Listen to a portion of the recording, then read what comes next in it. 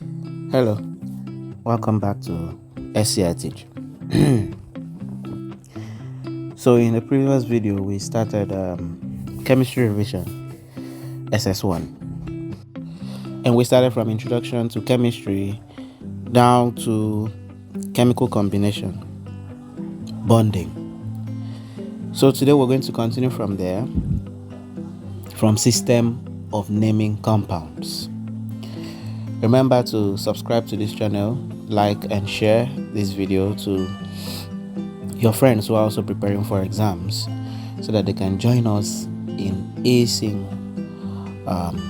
our exams. All right, let's go.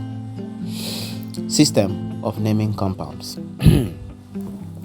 Now, chemical compounds are named according to the IUPAC system. IUPAC means International Union of Pure and Applied Chemistry. IUPAC, IUPAC. Now, the principles behind the system are better understood if you know oxidation number. So we have to consider oxidation number. And oxidation number is a positive or negative number that is assigned to an atom according to the following rules. Number one, the oxidation number of an atom is 0 if the atom is a neutral substance. And it contains just one element, okay? Just like oxygen gas, O2. Alright? The oxidation number of oxygen, because it's just oxygen, not bonding with hydrogen, not bonding with any other thing, is a neutral atom, is standing alone. The oxidation number is 0. Name it, all the elements in the periodic table, as long as they are not bonded with another element, the oxidation number of any atom in the neutral state, just standing alone, atom, not compound, not molecule, atom, just one, standing alone. It can be molecular, it can be O2. The molecule number is not what we're talking about now. O2 is just containing the atom of oxygen alone, so it's also going to have oxidation number 0 as long as that O2 is just alone, not H2O or not CO2. Remember, it's still O2 now, but this O2 is standing with C. That's not a neutral atom. Neutral atom is either C alone, that is standing alone, carbon, oxidation number is 0, or oxygen, O2, the oxidation number is also 0. So oxidation number of atoms that are in neutral states are 0. Number 2, the oxidation number of monoatomic ions is equal to the charge of the ion. Monoatomic ion. Remember, ion can be a group of atoms but has an electric charge, negative or positive, cation or anion. So if this ion is made up of just one atom, monoatomic, just one type of atom, like sodium ion, Na+, like chloride ion, Cl-. The oxidation number of such an ion, which is monoatomic, is equal to the size of the charge of the ion. So I said Na+. Na+ means just 1 plus. So the oxidation number is +1. If it's Cl-, it's just 1 minus, right? So that is the oxidation number of chloride ion is -1. If it's Fe3+, can you guess what the oxidation number is? +3, because it was Fe3+. So when you see an ion, look at the charge of the ion. Is it +3 or is it 3+? Is it just plus? Whatever it is, that is the oxidation number of that ion. Number 3, the oxidation number of hydrogen is +1 when it is combined with a non-metal, but -1 when it is combined with a metal. Now this is why I said the oxidation number of hydrogen is +1 when it is combined with a non-metal. First of all, if you look at the periodic table, hydrogen is placed with the metals. Hydrogen is in group 1, period 1. But hydrogen is not a metal. Why is it placed with the metal? Because the rule of arranging atoms in the periodic table is in order of their increasing atomic number. Hydrogen happens to be the atom with the lowest atomic number, so it has to be the first atom. And being the first atom, that's why it's placed there. Some periodic tables don't even place them there. They place them at the center of the whole periodic table. So what I'm saying is that hydrogen is not a metal. So it's a gas. Now, as an atom, not a gas now, since it's not a metal, it cannot bond like metals. So if it is to bond, it's going to have +1 because it is considered a metal right now because it's placed in the metal group. But that's only if it's bonding with a non-metal. That's +1. If it then wants to bond with a fellow metal, I'm saying fellow, but it's not fellow. If it wants to bond with another metal, not even another. If it wants to bond with a real metal, if it wants to bond with a metal, then its real property, which is that it's not a metal, it's a non-metal.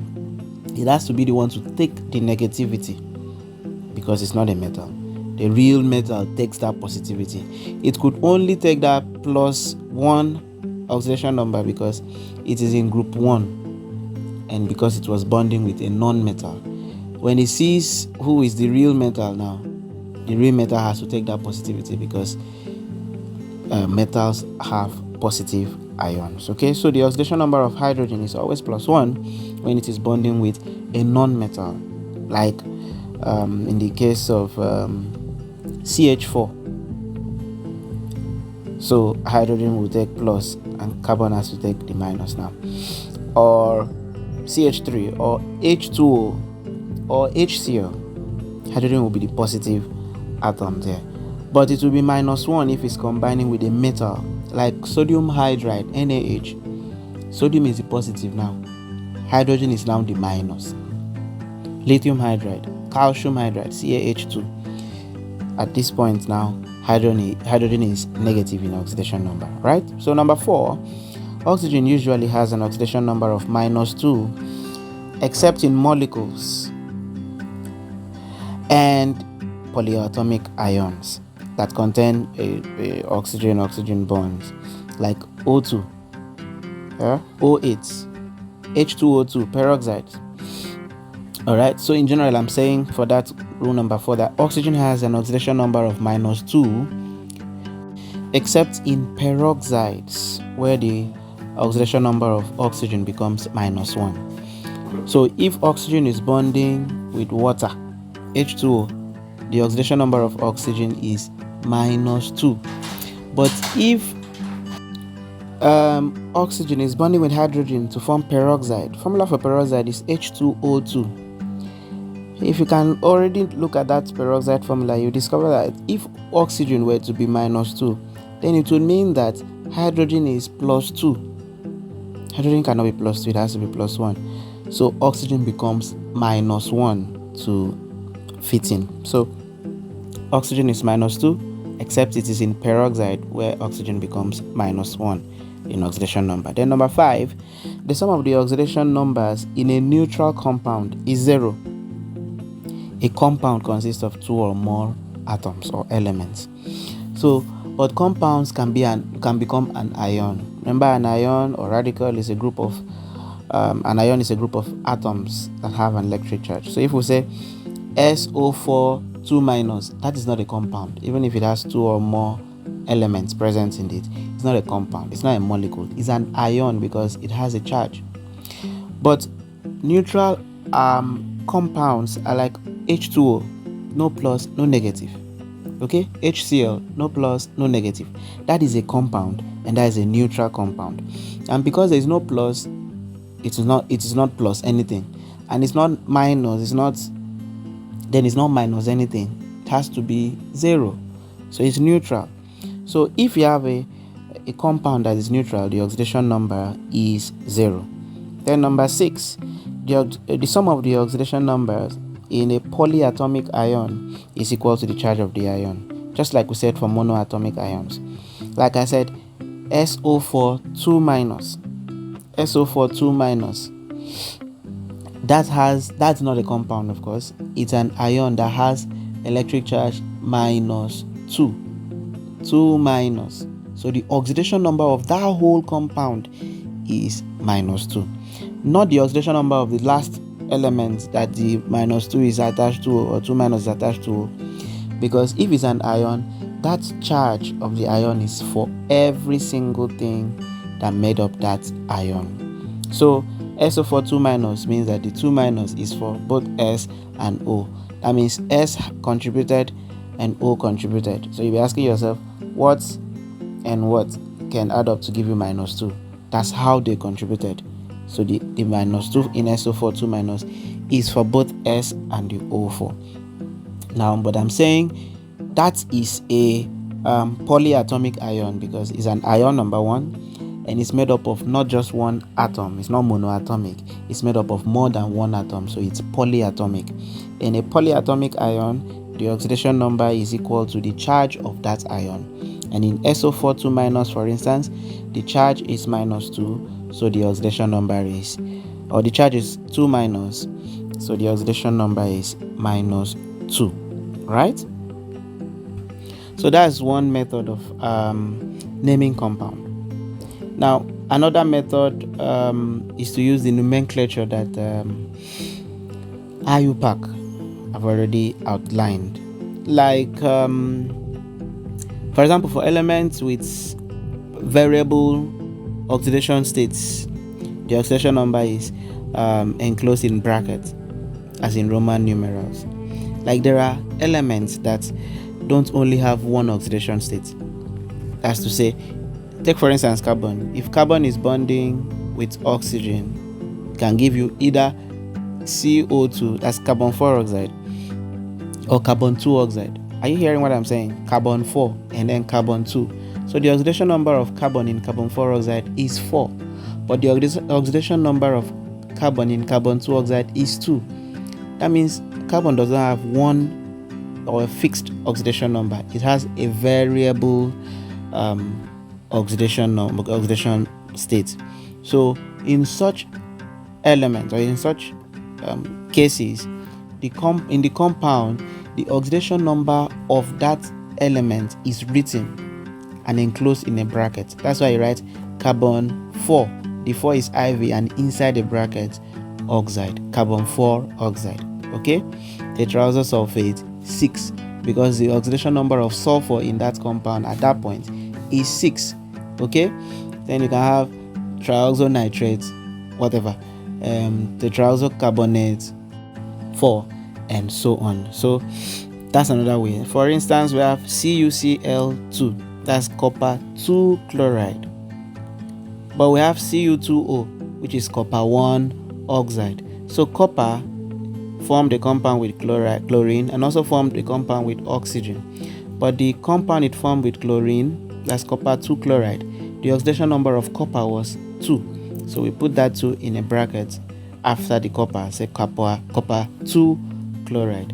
And copper, when bonded with oxygen to form copper 1 oxide, the oxidation number of copper there is 1, so we say copper 1 in brackets oxide. So understand, the carbon 4 oxide doesn't mean that it should be CO4. That 4 is for the oxidation number of carbon in that compound. Alright, now for elements that have fixed oxidation number like sodium, potassium, calcium, aluminum, etc., Roman numerals are not used, to indicate the oxidation number. Right? So that's I'm saying, like in the case of aluminum chloride, we will not say aluminum 4 chloride, because aluminum has only one oxidation state. Alright, so you just call aluminum chloride and not aluminum 1 chloride or whatever. Alright, now separation techniques. Now a mixture contains 2 or more constituents which we can easily separate by physical means. That's what we said a mixture is, and that's how it's different from a compound. A mixture can be separated back. Okay, now and we said mixtures are either homogeneous, that uniform in composition, or heterogeneous. Air, for instance, is homogeneous, while oil in water is heterogeneous. So these homogeneous and heterogeneous mixtures can be separated into their constituents by several physical methods. All right, so the choice of separation technique is based on the type of mixture and then the difference in the chemical properties of the constituents of the mixture. All right, so let's look at the different techniques. Number one, we have sieving. Now, sieving is used to separate solid particles of different sizes. Some of you have used sieves before. So you have sieves have holes of different sizes. So if let's say you fry groundnuts and you used salt to fry the groundnuts. After frying, you turn it into something that have holes, and these holes should be small enough to not allow the groundnuts pass, right? And big enough to allow the salt pass through. So if you put everything from the pan into the sieve, that's the sieve, and you shake it, then the smaller solid particles, the salt, passes through the mesh size, and then the bigger particles stay on top. That's a sieve. That's sieving method. So it's used to separate two solids of different sizes. Okay, now we have sublimation, which is a process where a solid is immediately turned to gas. It sublimes, so the gas would then be condensed, okay, to get back the liquid of the gas. Now this method is used when separating two solids. One solid will sublime and the other will be left behind. Example of solids that can sublime are iodine and ammonium chloride. Then the next one, decantation. Now that's a process used to separate liquids from solids by carefully pouring the liquid into a separate container, like mixtures of sand and water. If there is sand inside a bucket and you put water inside, even if you shake it, is to allow the sand to settle, and then you carefully pour out the water and the sand remains inside. That method is called decantation. Now we have centrifugation. Now a centrifuge is a machine which can spin test tubes, and these test tubes contain suspensions. If you see suspensions, they just remain in the liquid and they need to be spun before they can go down so you can decant. So a centrifuge does the spinning, and when it spins it, the suspended particles will go down to the bottom of the test tube, and then the clear liquid that remains at the upper part can easily be decanted. Okay, that's centrifugation. Then we have evaporation. Of course, you know that's used to recover a solid solute from a solution. So you recover solute from a solution using evaporation. Remember, solute plus solvent makes solution. Solute like salt, solvent like water makes a solution, that is salt solution. So solute is what can dissolve in a solvent, and solvent is what can dissolve a solute. Solute is what can be dissolved in a solvent like water. Water is not the only solvent, but if water is the solvent in any solution, then that is an aqueous solution. All right, now salt is a solute and water is a solvent, then that will be an aqueous salt solution, because water is a solvent. All right, okay. Now the next one, distillation. That's used to recover a solvent from a solution. Remember that evaporation is used to recover a solute from a solution. This is what I mean. You put salt in water, shake it, it dissolves. How do you get back that salt, the solute? You heat the water and it starts boiling, or keep it under sun and it starts boiling or start evaporating. And as it's evaporating, it's leaving, because salt will not evaporate, will only water evaporate. It will leave behind the salt which crystallized back on evaporation. All right, but in the case of distillation, when you distill, the solvent is what you are getting back. Take for instance in petroleum, when the crude oil is put into a fractionating column, what happens is that the heat in the fractionating column starts making the different fractions of the crude oil come out. So the first fraction comes out as a gas and then is condensed out. Remember, it's a solvent. Gas is a solvent. The next fraction comes out, petrol then comes out, and it's condensed and gotten as liquid. All these are solvents. So the distillation is used to recover solvent from a solution. The solution was crude oil because it contained a lot of constituents, and the different solvents are gotten using that distillation method. There are two types of distillation. It can be simple distillation, which is used when the difference between the boiling point of the two solvents you want to recover are not too close to each other. Okay, maybe one is 50, the other one is 70 or 80. You use simple distillation, it can get that done. But if the two fractions you want to get is just maybe 10 degrees Celsius apart, so one constituent is 20 degrees Celsius, the other one is 30 degrees Celsius, if you use simple distillation, you may mix up because it's not that sensitive. Fractional distillation is more sensitive, but the difference between the boiling points must be more than 10 degrees Celsius. Now we get to chromatography. Chromatography uses a solvent moving over a porous adsorbent medium like paper to separate a mixture of solutes. So it separates a mixture of solutes. I'll give you a quick example. Let's say you have ink. You can separate the different pigments that makes up ink using chromatography.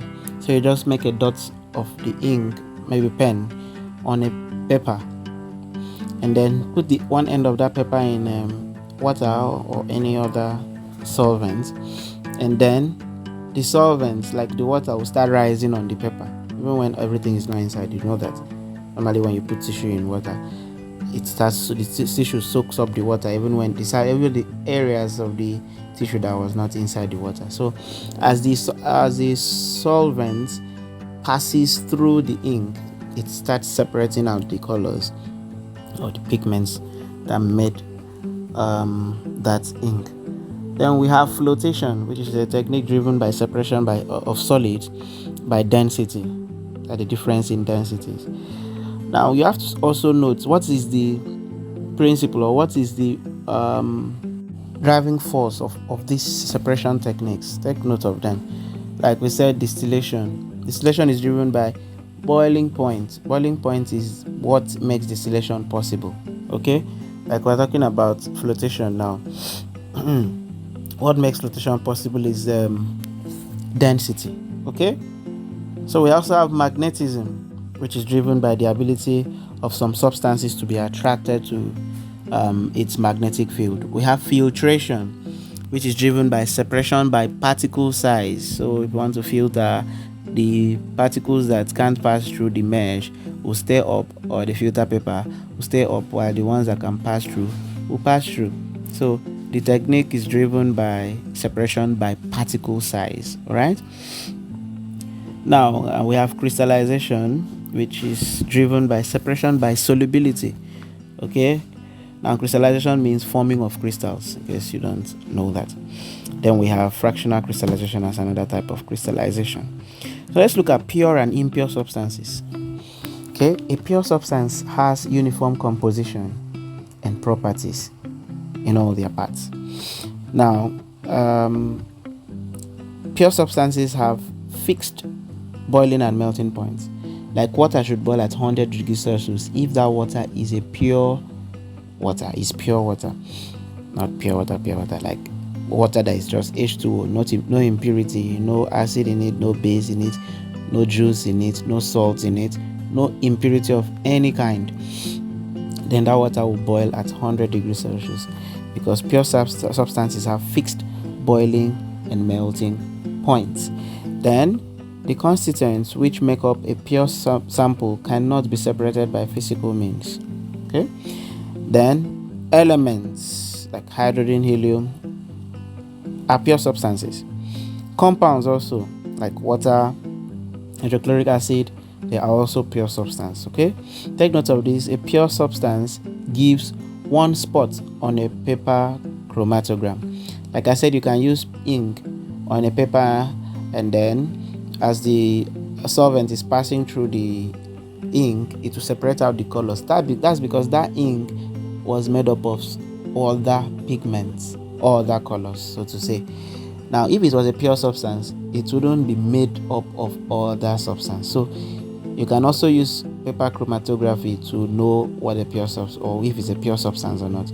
Because if it's a pure substance, the ink or the spot should just be one. It shouldn't separate what is not there, because it's just made up of just that thing. Okay.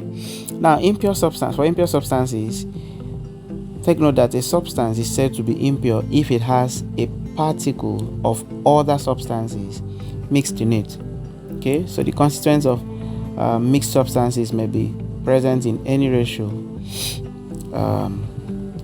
but they don't have a uniform composition or proportion. All right. Now, the constituents of an impure substance retain their individual properties, like the properties of iron and sand. They don't change when they are mixed together, right? The constituents of an impure substance can be separated by physical means. Then impure substances have variable boiling and melting points. That's because of the presence of the impurities. Yeah? Impurities will lower the melting point of a liquid and will raise the boiling point of that liquid. Alright, take note of that. Mixtures are impure substances. All mixtures are impure substances. We've said that elements and compounds are pure substances, but mixtures are impure substances. Now let's look at Dalton's atomic theory. Now we know that in 1808, John Dalton proposed the atomic theory, which we can summarize like this. Number one, all elements are made up of small indivisible particles called atoms. 2, atoms can neither be created nor destroyed. 3, atoms of the same elements are alike in every aspect, but different from atoms of all other elements. Number 4, when atoms combine with the other atoms, they do so in simple ratio. And then 5, all chemical changes result from the combination or the separation of atoms. Now, the issue with this is that some of these theories are true, but some needs modification. So how can we modify Dalton's atomic theory? So Dalton's atomic theory was modified as follows.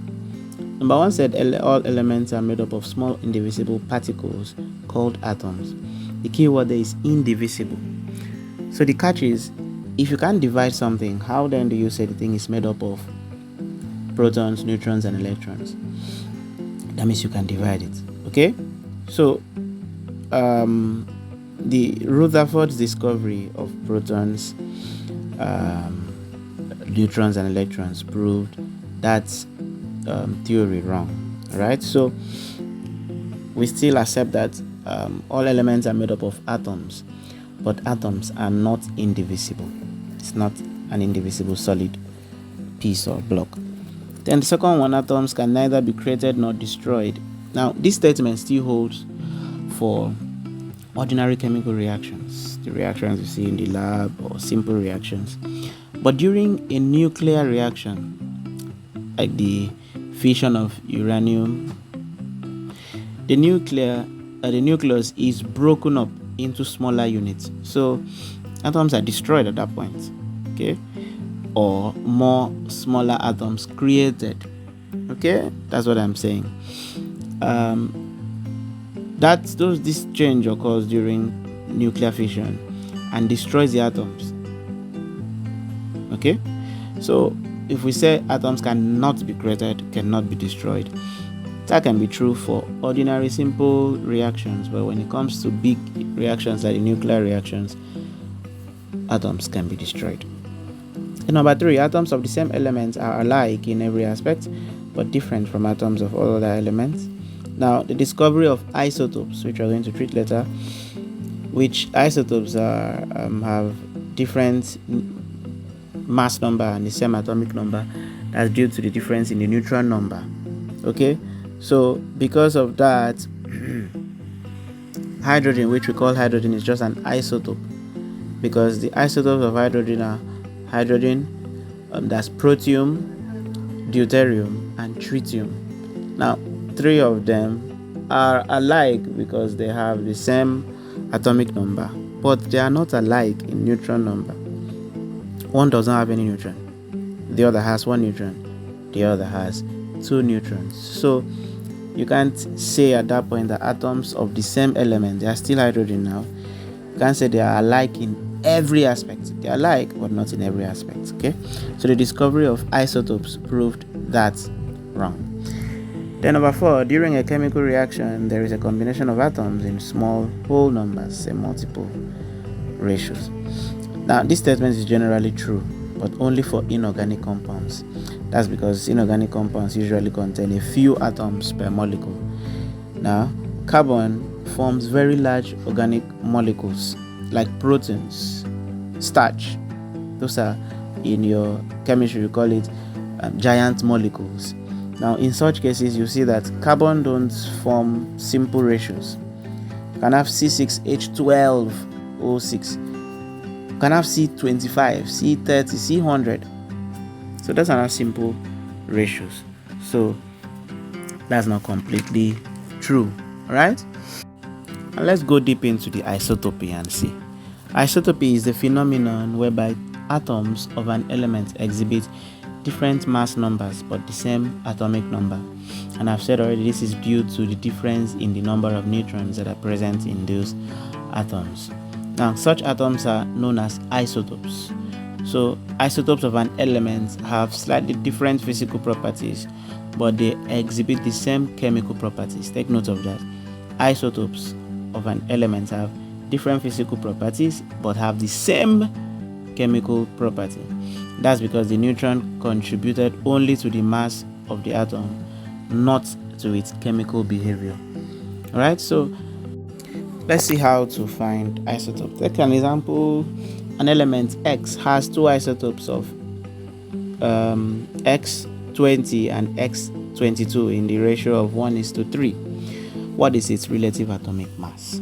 Okay, remember, the relative atomic mass of an element which exhibits isotopy is the average mass of its various isotopes as they occur naturally. That's the abundance in nature. So let's solve our problem, which is an element X has two isotopes, X20 and X22, in the ratio of 1:3. What is the relative atomic mass? So once you have such this, we said the average. So we have to add the two ratios. 1 plus 3, we have 4. So if the sum of the ratios of the two isotopes is 4, it means that each of these 4 will be 25%, because the whole of the isotope is 100%, and 100% divided by 4 will be 25% each. So we use that to represent the 1 ratio, since 1 is 25. So it was 1:3. So that means 25 ratio what? 75. Okay, so the X20, the isotope X20, which was 1, took the ratio 1, is 25 times 1, which is 25%, and the one of X22, which took ratio 3, is 25 times 3, which is 75%. So we have 25 ratio 75. So we use that and say 25 times 20, that's because it was X20, all over 100, and we have 0.25 times 20, which is 5, plus the other isotope, which took 75%, so 75 over 100 times 22, because that was X22, and we have 16.5, and we sum that up because it's a sum, we have 21.5. So that means that the relative atomic mass of that element is 21.5, right? Let's go to models of atom. So many scientists defined atom differently. Take for instance, in 1898, J.J. Thomson proposed that the atom is a sphere of positively charged matter in which negatively charged electrons are embedded. Okay, so Thomson's model of the atom resembles a watermelon. Remember, that is asked in JAM, WAEC objectives, NECO objectives. Which model of atom, whose model of atom resembles, resembles a watermelon? That's Thomson's model. Alright, the red edible part of the watermelon represents the positively charged sphere, and the black seed filling represents the electrons inside the sphere. Okay, but this J.J. Thomson's model was later abandoned. And Rutherford also in 1911 deduced that the atoms consist of an empty space. Now, he carried out a lot of experiments, with a major one to prove his own. Then in 1913, Niels Bohr used the quantum theory ideas that was developed by Planck and Einstein to account for the spectrum of hydrogen. So he made the following assumptions: that electrons move in orbits around the nucleus and are held in their orbits by electrostatic attraction to their positively charged nucleus. We use that a lot now. Okay, so according to him, each spectral line is caused by an electron. An electron can exist only in circular orbits of definite quantum energy. Okay, and then an electron emits energy in the form of radiation when it moves from a higher to a lower permitted orbit. Okay, remember, electrons can jump from one orbit to another. If it gains enough energy, it can leave a lower energy and go to a higher energy.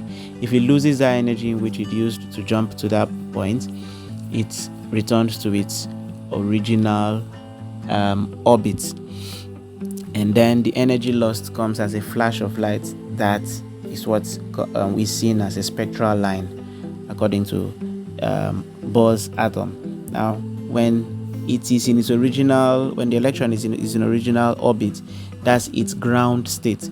But when it gains electron and jumps to a higher orbit, that is an excited state. So an excited state is can be lost. I mean, you can leave an excited state and come back to your ground state if you lose the energy that took you to that excited state. I'm talking about electrons, not you. Alright, he also said that the difference in energy of the two orbits related to the frequency or radiation is given by the Planck's equation, which says that change in energy equals to change in E2 minus E1. Alright, as it states the lower energy level compared to the higher energy level. So now these assumptions led Niels Bohr to postulate that the circular orbits of the electrons are quantized. That is, the electrons are orbiting at certain specific energy levels within the atom. But there were some limitations in Niels Bohr's model. The most important being that Bohr's model could not explain more complicated spectral lines of other elements apart from that of hydrogen. He used the hydrogen for the experiment, so he just explained that of hydrogen. He didn't explain others. Now, let's look at quantum numbers. This Bohr's method or model of the atom was only experimented using hydrogen atom. I've said that. Now, this experiment predicted accurately the spectral lines of hydrogen, but when it was used for more complex atoms, the Bohr's model was inaccurate. So Bohr's model has now been replaced by the wave mechanics model. The wave mechanics model. And the wave mechanics model assumes that electrons show wave-like particles. Okay? That is, it was led by Heisenberg in 1927, and he postulated the uncertainty principle. So we say Heisenberg's uncertainty principle. Now, according to the principle, if we measure the momentum of an electron accurately, then we will not be able to know its position with certainty. And if we're able to know the position with certainty, we will not be able to measure the momentum of that electron. So that's why it's uncertainty principle. If this happens, then you will not know the other one. If you know the other one, then this will not happen. All right? According to Niels Bohr, electrons were restricted to certain energy levels which move along circular paths around the nucleus. But the wave mechanics model of the atom does not restrict the electrons to certain energy levels only. Instead, it describes a region around the nucleus called an orbital. And that's where there is a possibility of finding an electron with a certain amount of energy. Okay, so this orbitals is identified by a set of quantum numbers. Okay, so there are 4 quantum numbers. We have the principal quantum number, and that one describes the most probable distance of the electrons from the nucleus. Okay, and you see it in your atom. It has the values 1, 2, 3, 4, and also can be represented by letters K, L, M, N. So if you've seen that, those are representation of the principal quantum numbers. That's to say, the first shell, the innermost shell, n equals to 1, means the quantum number, principal quantum number, is 1, and that's the K shell. The second shell, principal quantum number, is 2, and that's the L shell. The third shell, n equals to 3, the principal quantum number is 3, and that's the M shell, and so on. All right. Then we have mind you, the maximum possible number of electrons in a shell can be determined using the formula 2n square. Okay, then you can know the total number of orbitals by using the formula n square. Okay, so another quantum number is subsidiary quantum number, or we call it azimuthal quantum number. Now this one shows how many sublevels are in each electron shell. Okay, so that's where you have S, P, D, and F. All right, that's in subsidiary quantum number or azimuthal quantum number, because it shows how many sublevels. The sublevels are the S, P, D, and F. How many of these are in each electron shell? Remember, the first shell has only S electron. The next shell has P in addition to the S electron, so S and P. The third shell has SP and SPD electrons, and like that. Okay. All right. So the third quantum number is the magnetic quantum number, and this one shows the number of orbitals in each energy sublevel. Okay.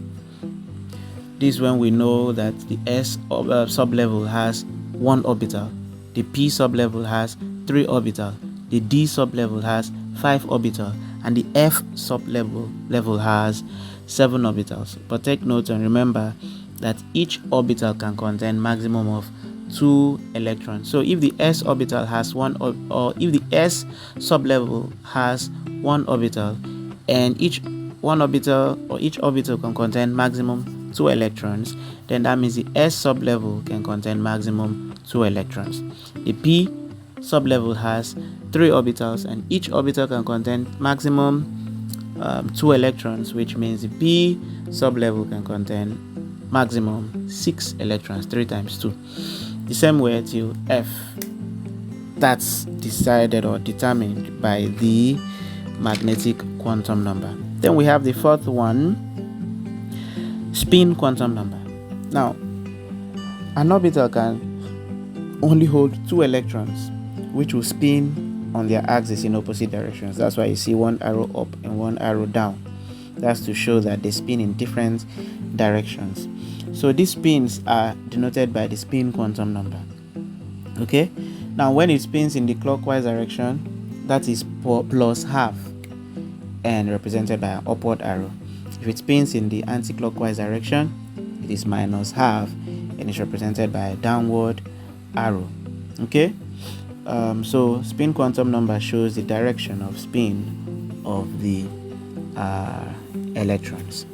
Now, what are the principles that govern electron filling into orbitals? Okay, we have about 3 principles.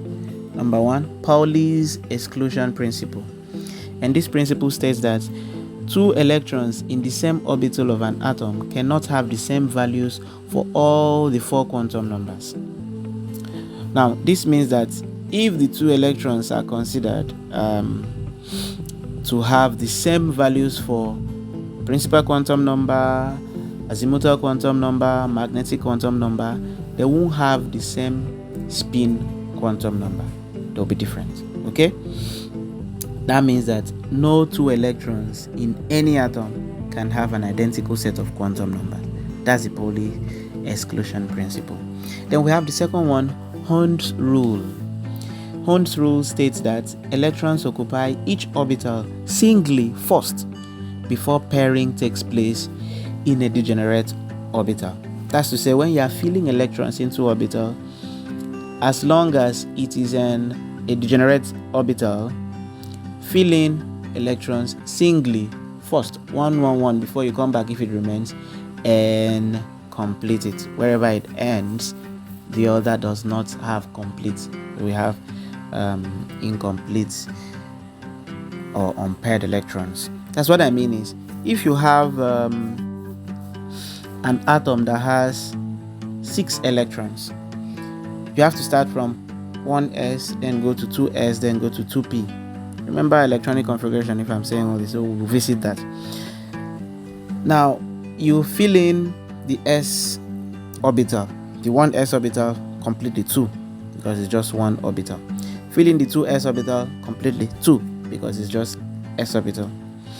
Now, when you go to the p orbital, because it's still remaining, when you fill 2 2 electrons are still remaining. The p orbital, we said, has, or the p sublevel, sorry, the sublevels.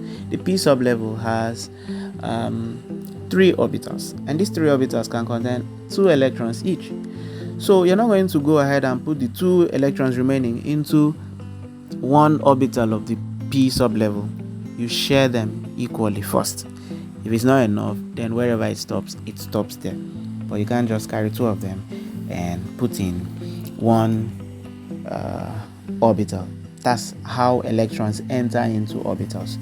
You really see that in when WIAC or NECO or JAM asks you to write the electronic configuration of zinc transition metals, and then they identify in the question that these lost electrons, they want to see if you know how to lose electron from the correct orbital. Okay? Then the third rule is Aufbau's principle, and that one states that in the ground state of an atom or an ion, electrons fill orbitals of the lowest available energy level before occupying higher levels. So you don't fill in P before S. You fill in 1s first, because 1s is the lowest energy level. Before, if it remains, then you can enter the 2s. If it remains, you can enter the 2p, and so on. So it enters the lowest energy first. And take note of these 3 principles and know which one is which, because WIAC will ask, NECO will ask, JAM will ask, but they will confuse you. I mean, they can say the rule or whatever, the one that deals with filling electrons singly first before doubling is dash, and then you have to choose. So you can mistakenly say it's Pauli's exclusion principle, but it's Hund's rule, and don't also say it's Aufbau's principle. So take note of the 3 and study them and understand. All right, now we move to writing and balancing chemical equations. We know chemical reactions are represented on paper by chemical equations, and that will involve only formulas and symbols. Okay, so the reactants are written on the left hand side, while the products are written on the right hand side, and there is an arrow in between the left hand side and the right hand side, not an equal sign, an arrow. All equations must be balanced in order to comply with the law of conservation of mass. Remember, we said that in the previous video. And the principle of conservation of mass states that matter can neither be created nor destroyed. So you have to balance equations to make sure that on one side matter was not created, or on the other side matter or atom destroyed. Now, when balancing equations, you must remember that the formula of the reactants and the products in the equation are not or are fixed and cannot be altered or changed. So the only way to balance an equation is by taking appropriate number of moles, the big numbers. If I write H2O, that 2 is a small number. H2O is a molecule number. You cannot touch that till you finish. You can't touch that. You can't change that. You've changed the compound. But if it was 2H2O, the 2, the big 2 before the H2O is a mole number. That is the one to touch. That is the one to alter. Okay?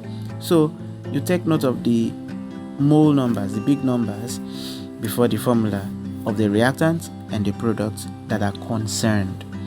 Okay? So let's say we are given a simple thing like balance the equation Mg plus HCl yields MgCl2 plus H2. So you have to take inventory, some sort of that. List out all the elements in the equation. So we have Mg, and it's just one of them. We write Mg equals to 1 under A2. H, only 1. Okay, we write H equals to 1 under Mg. And then Cl also 1. We write Cl equals to 1 under H. All this is the reactant side, the left hand side. We go to the product side and list in order of what's we listed in the reactant side: Mg, H, and Cl. Then we take we count. Mg on the right hand side is also 1, so we write Mg equals to 1. But H on the right hand side is now 2, so H equals to 2. You see it's not balanced because H is 2 on the right hand side and H is just 1 on the left hand side. If we leave it like that, it means on the left hand side, one atom of hydrogen was destroyed, but on the right hand side, one atom of hydrogen was created. And the law of conservation of matter or mass or atom or energy states that atoms or matter or energy can neither be created nor destroyed. And then we see chlorine also is 2 on the right hand side, but only 1 on the left hand side, so it needs to be balanced. Now what you need to balance is H and Cl. So if you are lucky to have a place where H and Cl are standing together, then it's easy to balance that one, which that's the case we have here. That's why I call this a simple equation. So you just go to where H and Cl are standing, and then increase the number from 1, which it was. If it's 1, you don't write anything. So since it's just written HCl, that means it was 1 mole of HCl. So it increases from that 1 to 2 by imputing or inserting a 2 mole number there, and it becomes 2HCl. So we take inventory again.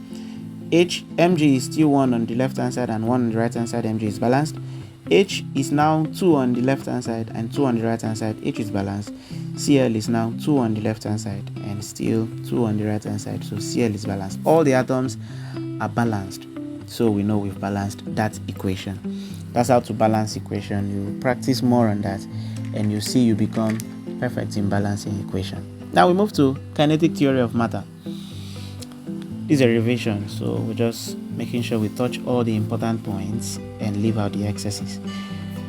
Alright, kinetic theory of matter states that all matter is made up of small particles that are in random motion and that have spaces between them. Now this means that no matter what phase a matter is in, it is made up of separate moving particles. So the particles of solids move vibrationally. Since the solid particles are fixed or are held together by a strong bond, they can't move away from each other. So they move and see no space, so they just vibrate in one place. So the particle motion of solids is vibrational, while in liquids they have some little more spaces between them compared to that of solids, but the space is not big enough for them to move out of each other. So that's why the particles of liquids move together. That's why liquids flow together. Liquids like water flow together, right? But in gases, the distance between the particles are more, so they have enough freedom to move randomly. That's why gases move randomly. Okay, so I say again, solids, the particular arrangement is closely packed in orderly manner. So they can only vibrate about a fixed point, but liquids have loosely packed and disorderly arrangements, which helps it move freely by sliding and rolling past each other in a confined area. But gases, the particle arrangement is randomly distributed, so they move about freely at high speeds in all different directions. So the kinetic energy of particles change with temperature. That's to say, if you increase the temperature of a solid, the heat that has been added can contribute in breaking the bonds that held those solid particles together and can help those particles to now start moving freely, because the bonds are becoming weak and sometimes then broken. That's when you say you've melted the solid. The particles that were locked in place that could only vibrate now have the bonds that locked them in place broken, and they can move at least with a little freedom like the liquids. So they now float together, and you say the solid has been melted. Okay? And if you keep increasing the temperature, let's say that was ice block melted to liquid. If you keep increasing the temperature, the bonds that hold the liquid will keep being weakened and weakened until, if it was pure water, then 100 degrees Celsius, all the bonds completely broken. And with latent heat, it changes. So the bonds are completely broken. The particles now have enough freedom to move randomly, and they leave each other and go in different directions. And you say it is vaporizing. You see the steam, you see the vapor. So that's why we have melting, we have evaporation. And remember that evaporation is not vaporization. Okay, technically it is, but this is what I mean. If you boil a liquid, if you heat a liquid to its boiling point, remember boiling points of different liquids are different. Boiling point of water, pure water, is 100 degrees Celsius. It's not the same for oil. It's not the same for other liquids. It's not the same for honey. The boiling points of different liquids are different. But if you boil each of these liquid or any of these liquids to their own boiling point and then they change to vapor, that is vaporization. So vaporization is change of state from liquid to gas or to vapor state at the boiling point of that liquid. But you can also remember or observe that if you keep water inside the fridge and then you open the fridge, you see vapor, and then you ask yourself, is it that I've boiled that water to its boiling point? Why am I seeing vapor? Why am I seeing gaseous water inside a very cold fridge? That one is called evaporation, because evaporation takes place at all temperatures. It is still the change of state from liquid to gas, or even solid to gas in case of sublimation, but not at the boiling point of that liquid. That's evaporation. You keep water outside under the sun, it starts evaporating. That water did not boil, that water did not reach its boiling point, but it's evaporated. That was evaporation. But you boil water in a kettle or pot and it reaches 100 degrees Celsius and then changes to vapor. That is vaporization, because the change in state happened at the boiling point of that liquid. Take note of that. Okay, so evaporation is the reason why the human skin is cool to the touch when you sweat on a hot day. So you can now start observing. So you are playing on a very hot day, you play and then you sweat. Somebody else should touch your skin. If you touch your skin, you see you feel cool. I mean, your skin feels cold to the person's touch, but you feel hot. Now, that is because of evaporation. I don't have time to explain, but let me just throw a little light. Evaporation causes cooling.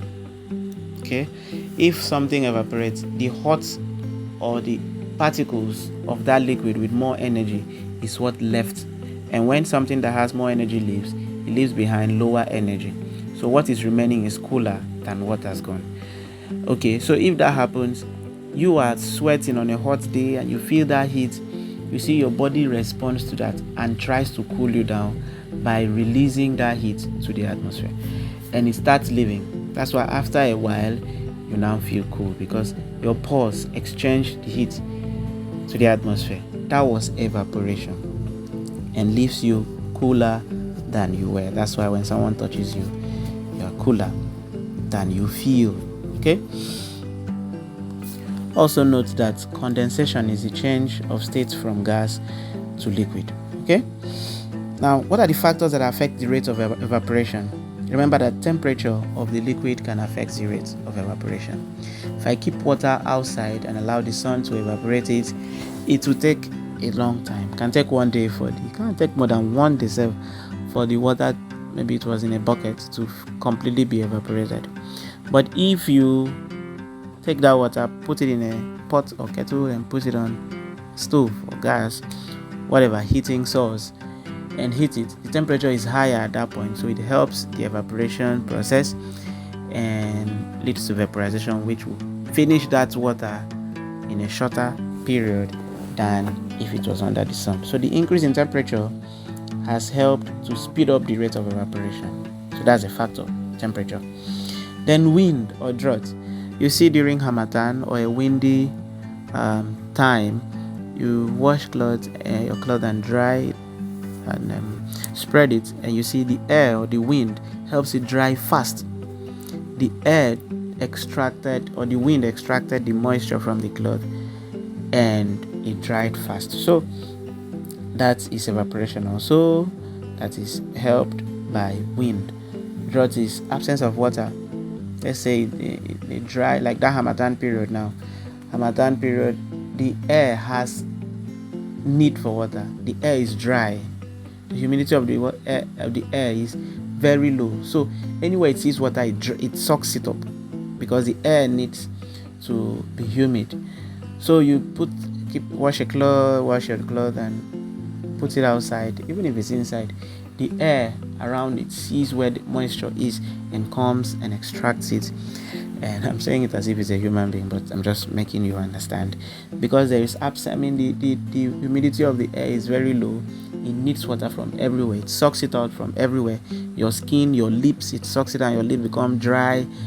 Everywhere in you becomes dry. Your clothes dries in 10 minutes or 5 minutes, as the case may be, because there is drought. The air or the land, in a desert, there is no water, so everything is hungry for water. The air, everything. Okay, so that can also be a factor that can speed up the rate of evaporation.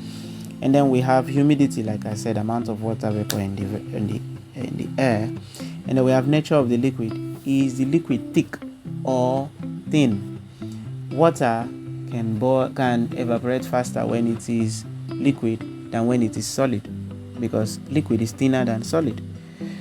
Then you have, lastly, air pressure. Air pressure can also be a factor that affects the rate of evaporation. Then we look at boiling. We have boiling also as an effect of the kinetic theory of matter. We're still on that. And when a liquid is heated, the more energetic molecules change to gas.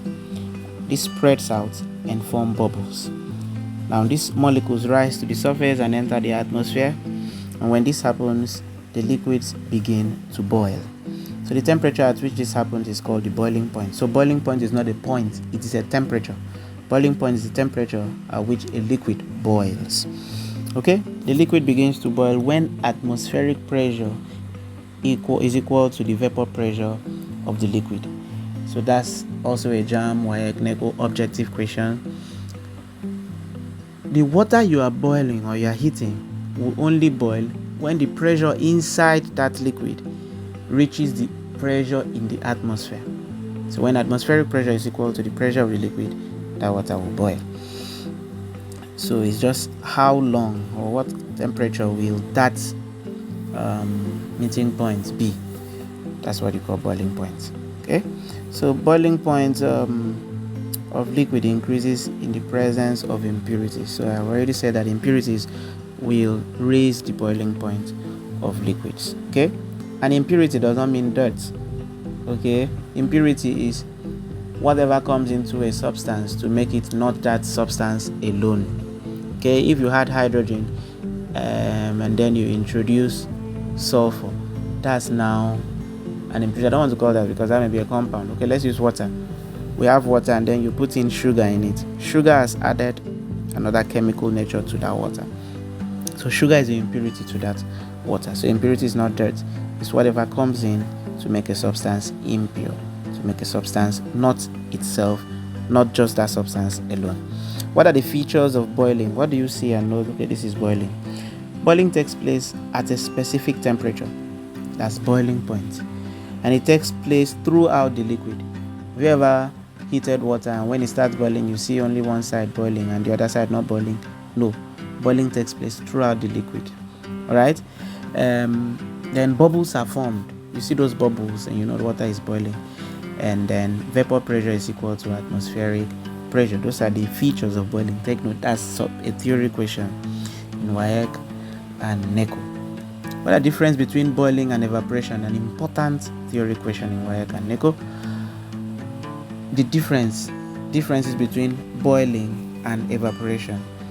So you can, if you are asked this kind of question, you can create a table and put on one side boiling and on the other side evaporation and say, number one, boiling occurs throughout the liquid, but evaporation occurs only at the surface of the liquid. Number two, boiling occurs at a particular constant temperature, which we call boiling point, but evaporation, like I already said, takes place at all temperatures. You can say also number three, that boiling has no cooling effect. Something is boiling would not result in cooling effect, but evaporation, like I've already explained, will leave your body or whatever is evaporating from cooler than it was. So evaporation has a cooling effect, while boiling has no cooling effect. Also, number four, boiling occurs using external source of heat. You need to apply heat for something to boil, but evaporation occurs using internal energy. So we can also say evaporation is spontaneous, while boiling is not spontaneous. Also, number five, bubbles are formed in boiling, but no bubbles in evaporation. And number six, boiling is not affected by humidity. Okay, whether the weather is cold or is a very hot and dry weather, boiling will still happen. You can still boil. But evaporation is affected by humidity. Remember, when it's harmattan, evaporation is more than when it's a rainy day, a wet day. Okay, so humidity can affect evaporation, but boiling, it doesn't affect. Also, boiling is a fast process, but evaporation is a slow process. Then we also have freezing and condensation. Freezing is when liquids change to solids, and condensation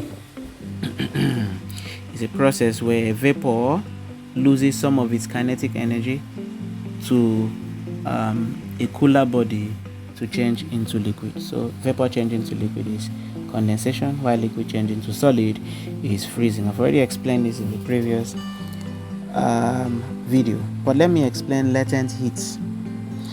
Now, if you observe, if you boil water, let's say you put the thermometer inside the kettle, and boil and heat the water until it boils, the thermometer will record 100 degrees Celsius if it was pure water. But then, if water boils at 100 degrees Celsius, at what temperature does water change to vapor? Is it 100 degrees Celsius? Is it 101 or above? No. The thermometer will still record 100 degrees Celsius when it changes to vapor. But that doesn't mean that liquids change to vapor. Water changes to vapor at 100 degrees Celsius. No. Any other even the tiniest of heat added to 100 degrees Celsius is enough to break the bond and change to vapor. So if it boiled at 100 degrees Celsius, maybe 100.00000000001, it changes to vapor. Any little amount of heat added to that 100 degrees Celsius breaks the bond and changes to vapor. So what I'm saying is that heat that the thermometer cannot measure, that was needed to break the bonds of water and change water from liquid to gas when it's heated, is called latent heat. Latent heat means hidden heat. Okay, so latent heat is only responsible for change of phase. It's not responsible for boiling the water. Remember, we said it's that small amount of hidden additional heat that changes the state of matter, of any matter. Alright, so can be latent heat of fusion, that's the latent heat concerning changing from liquid to solid. Can be latent heat of vaporization, that concerns changing from liquid to to vapor, and so on. Now let's summarize the kinetic theory by saying its assumptions.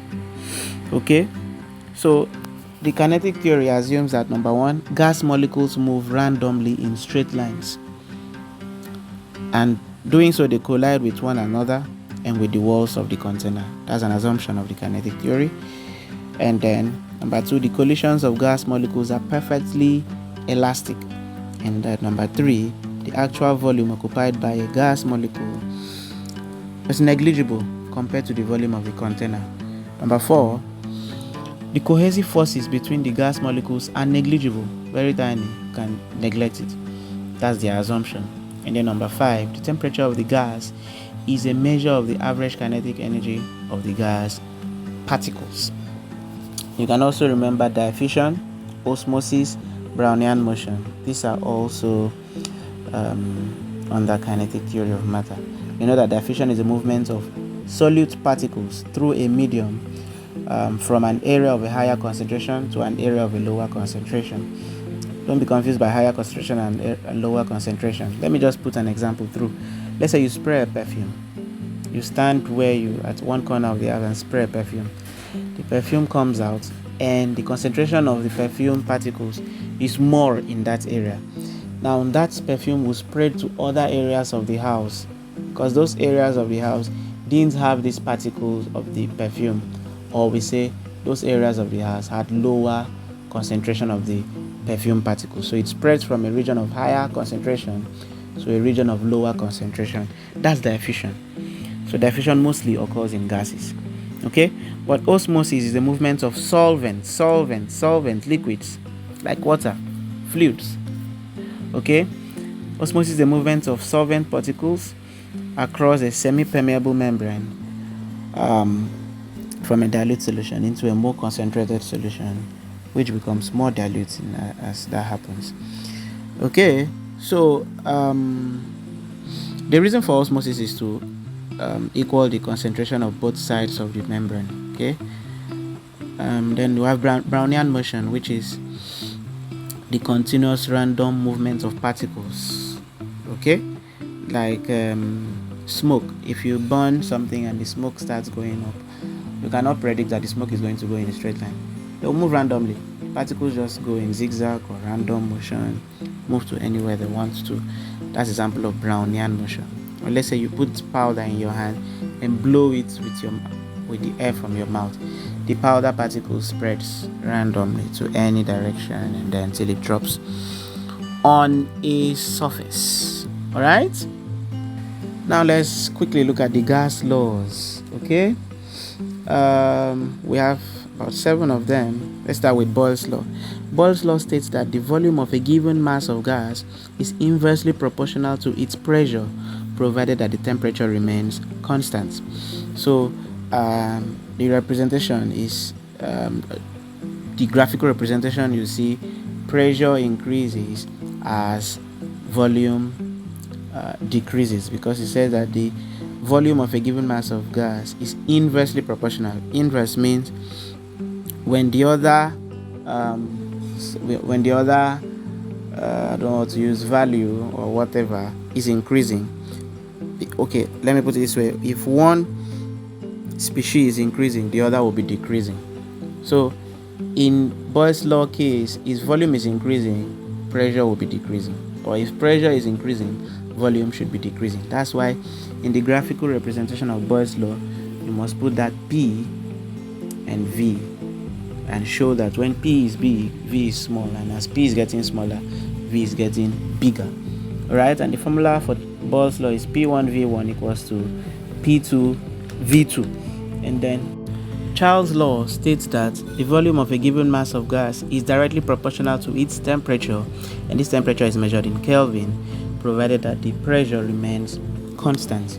Okay, so Charles' law has 2 graphical representations. You can draw any of them. Wire theory, Nickel theory will ask you that. If you choose to draw the one that has temperature in Kelvin, then it has a straight line, not a uniform accelerating line, a straight horizontal line. But if you want to draw the one that has degree Celsius temperature, then you incorporate that minus 273 in the graph and draw that graph. So the formula for Charles' law is V1 all over T1 equals to V2 all over T2. Then general gas equation is a combination of Boyle's law and Charles' law to form a general formula. You can use general gas equation to solve Charles' law. You can use it to solve Boyle's law. If you want to know more about that, you can use the comment section and ask a question. I'll see how to help. Alright, so for a fixed mass of gas under any set of conditions of volume, pressure, and temperature, the value of PV all over T must remain constant. That's general gas law. Alright, so the formula for general gas equation or general gas formula is P1V1 all over T1 equals to P2V2 all over T2. So you can find what you want to find out by making what you need the subject of equation and substitute and have your answer. Right, but make sure that when you are solving, you write out your given parameters and then you write your formula, the formula you're going to use before you make subject of equation. Don't go ahead and make subject of equation because you know the formula already. Write the formula first using P1V1 all over T1 equals to P2V2 all over T2 and making V2 subjects, and you make V2 subjects because there is mark for the equation, there is mark for making subjects of equation. So if you jump to making subject of equation without writing the equation first, you lose mark for the equation itself. That's for everything physics, chemistry. I'm not just talking about general gas equation. Alright? Okay. Now, Dalton's law of partial pressure states that for a mixture of gases which do not react together, the total pressure is the sum of the partial pressures of the gases present. Okay, let's say I have water. I put water in a bowl, let's say a bucket that has a lid to cover, and then I put the water maybe halfway and then put in hydrogen or maybe any gas, let's say nitrogen gas, into the other parts, gas, so not the liquid, and cover it so that the gas does not escape. Now, remember what we talked about evaporation. The more energetic particles in the water will want to evaporate, and when it comes out, it will mix up with the nitrogen gas in the upper part of the bucket. So that means the gas is present in that bucket is the steam, the gas or the vapor form of the water that was trying to evaporate, and the nitrogen gas. So two gases now. But these two gases we are considering should not be gases that can react together. Okay, so I'm using nitrogen now. Now, if that happens, then how can we then find the pressure of one of the gases? Pressure of the nitrogen gas or the pressure of the water gas as steam or the vapor from the water that tried to evaporate. That's what Dalton's law of partial pressure starts or tries to find. It says that the total pressure would then be pressure of the gas, nitrogen gas for instance, plus the pressure of the water. The pressure the water vapor is having on the system, and the pressure the nitrogen gas also is contributing. So to find the pressure of the gas, then you have to say total pressure minus pressure of the water. And the pressure of the water will always be given to you in the equation for you to be able to solve that. Okay, so if you're able to solve and get the pressure, that is just pressure as a parameter, and you have to look at the equation you were given and find other parameters like volume or temperature, and then use either general gas equation or ideal gas equation to solve for what you want to get there. Okay, so what I'm saying is Dalton's law of partial pressure does not have a formula. It just, okay, the only formula is the P total equals to PA plus PB plus PC, like that. So when you find that, you then use either general gas equation, as the case may be, depending on what you are given in the equation, or ideal gas equation to solve for what you want. Now, Avogadro's hypothesis states that equal volumes of all gases at same temperature and pressure contain the same number of molecules. So we've already said that in our previous video that The value 6.02 times 10 raised by 23 is called the Avogadro number, and this is the law that led to that. Okay, that's that. Then we look at ideal gas equation, but the law says that the volume of a given mass of gas is directly proportional to its number of moles, N, and temperature, T, and inversely proportional to its pressure, P. So, note that an ideal gas is a gas in which there is no attraction between its molecules. So it's perfectly elastic, remember. In reality, ideal gas does not exist. Understand that. So gas laws are dealing with ideal gas, but in real life, ideal gas does not exist. We'll come to that, but in case I forget, in real life, if you pump tire using a manual pump, so that one you press and keep pressing for the tire to become bigger, the more pressure you apply to the pump, the bigger the tire becomes. So that means the more pressure, the more the volume of air that enters the tire. But remember, Boyle's law says as pressure is increasing, volume should be decreasing. That's because that's ideal gases he's talking about. Because in real life, as the pressure is increasing, as you're pressurizing that pump more, the volume of the tire becomes bigger. Same thing with balloon. If you give a baby and the baby just do, the balloon can't get big. But you carry the balloon and apply more pressure on the mouth of the balloon. See, the balloon becomes bigger. So the more the pressure, the more the volume. In real life, that's the real gas. In gas laws, we are dealing with ideal gas, which does not exist. We'll look into that at some point. Okay, let's look at it right now. So it's like deviation from gas laws. Wyatt brings it out as a theory question. So listen very carefully. Ideal gases do not exist, we've said that. So real gases deviate from ideal gas behavior for the following reasons. Number one, molecules of real gases have significant attractive forces between them. But you see, ideal gases like the one we read there, the assumption of kinetic theory, they don't have, it's negligible. That's what they said. Then number two, the volume of the molecules of real gases is not negligible. But remember, in ideal gas, it's negligible. Then collision between the molecules are not perfectly elastic in real gases. But you know they are perfectly elastic in ideal gases. Real gases also can be condensed to liquids. You can change, real gases can liquefy, can change from gas to liquid when you drop or you reduce the temperature of that gas. But according to Charles' law, ideal gases cannot liquefy. Okay? Now, due to these reasons, real gases do not conform to Boyle's and Charles' law. But we can still use it. So listen, gas laws and equations can still be used for real gases, especially in conditions of what? Listen and write this: low pressure and high temperature. A wire can make equation automatic. They may ask you, what are the conditions in which gas laws can still hold or can still be used for real gases? They are low pressure and high temperature. So under normal laboratory conditions, most gases obey the gas laws with more than 1% deviation. 1% deviation. Take note of that objective question. Then we go to Gay-Lussac's law of combining volumes. Now this law states that when gases react, they do so in volumes which bear a simple ratio to each other and to the volume of the products formed, if these products are gaseous, provided that the temperature and the pressure remains constant. So this law explains how gaseous atoms combine. Alright?